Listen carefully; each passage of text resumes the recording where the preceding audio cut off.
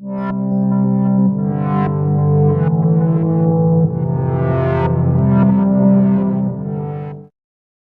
Gear Protect program. Working on this back solar panel area. Just finished this custom piece here. Talk about difficult. Fabricating that, you know, I tried to figure out so many different ways to buy something that would simulate what I was looking for, and I couldn't find it anywhere. So I had to get a piece of aluminum, standard size, I don't know, it's like an inch, super thin, not much to it, but it had to be thick enough to be, you know, to have some decent strength, but not too thick where it would carry too much weight, because A, the weight factor, and then B, just being, I don't have the capability of cutting through it. So I was able to use the grinder, and then my Dremel grinder pretty much failed like 8 times in a row, where the disc would no longer hold on to the coupler piece. So I kept tightening it every time I used it, pretty much tightening it to hold it down in place to get a cut.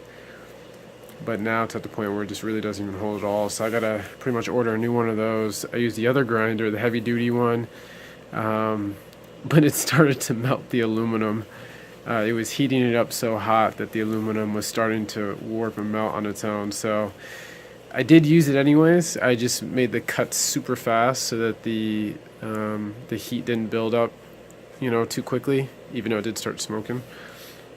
Then I used the Rockwell over there to do the final trim cuts to get it just right, and that was dangerous because I had to use pretty much like an extension arm to hold down the plate, because it would vibrate and then it becomes really dangerous. So I had to use another piece of metal to hold down the actual piece of metal I was cutting. I was able to work it out. It took me like 2 hours, 2.5 hours to get it right, but geez. So here's the final product. We're close. We got the aluminum trim on here. We're not sure if we're gonna cut out a section or cut out this section on this one, so that they lay it so there's just not an overlay lip like that. These are pretty flush up here, which is nice. Pretty much, if we were to take it off,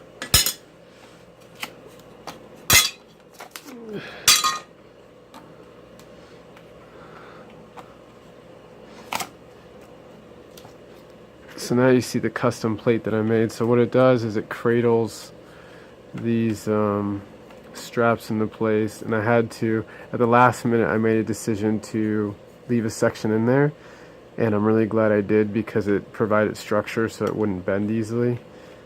But yeah, so pretty much what this does is it gives it a nice trim look, and it also cradles all 4 pieces, so it's not relying on the PVC. So that's that. So we're gonna work on it for a little bit more, and then probably head on to working on the lid, or the I'm sorry, the slide out. So we probably got about 4 hours left tonight, maybe 3 hours, somewhere around there. So dragging a little bit, but super excited about the progress. I'm just dragging a little bit, but you know, some days it's like that. So Adhere Gear out. Adhere Gear Prototype program, working on the trim work. Coming out pretty good.